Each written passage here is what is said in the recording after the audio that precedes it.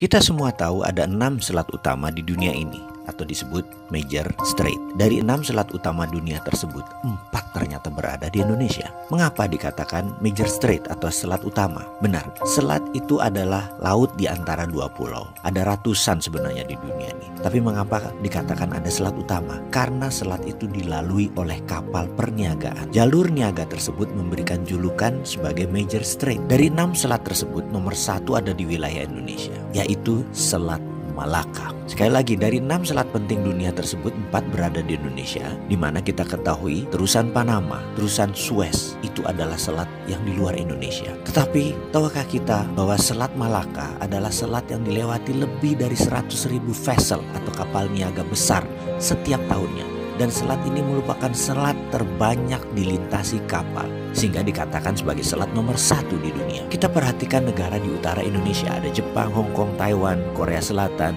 Cina, di mana semuanya adalah negara produsen besar di dunia.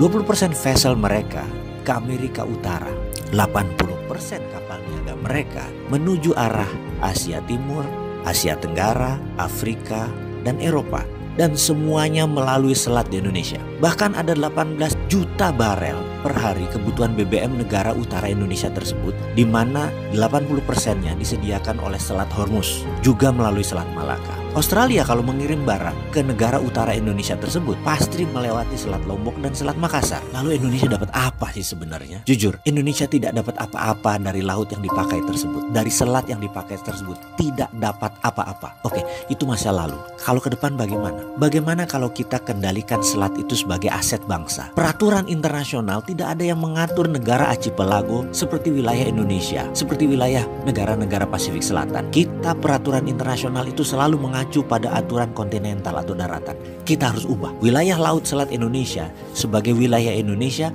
dan Indonesia memutuskan misalnya menutup laut tersebut. Apa yang terjadi? Dunia bisa geger. Australia lewat Papua Nugini kalau mau kirim barang ke utara. 4 negara utara Indonesia, Cina, Jepang, Korea, Taiwan, muter lewat Papua Nugini. Tidak usah pakai Selat Malaka. Gak bisa masuk lewat Natuna. Atau kalau mau ya melipir lewat sisi Thailand dan melipir lewat sisi Malaysia di Selat Malakanya. Pokoknya kalau mau melewati wilayah Indonesia, bayar asuransi senilai 1% dari nilai barang. Kita tahu barang yang lewat tersebut ada lebih dari 2 triliun dolar atau 2.000 billion. Jadi kalau itu kita asuransikan atau kita pajakin versi kita dengan nama asuransi, kita mendapatkan lebih dari 250 triliun per tahun. Dan ini untuk devisa negara. Akankah negara adik kuasa seperti Cina dan Amerika marah besar? Pasti. Beranikah kita melawan dan mempertahankan hak kita? Harus berani. Itu namanya revolusi.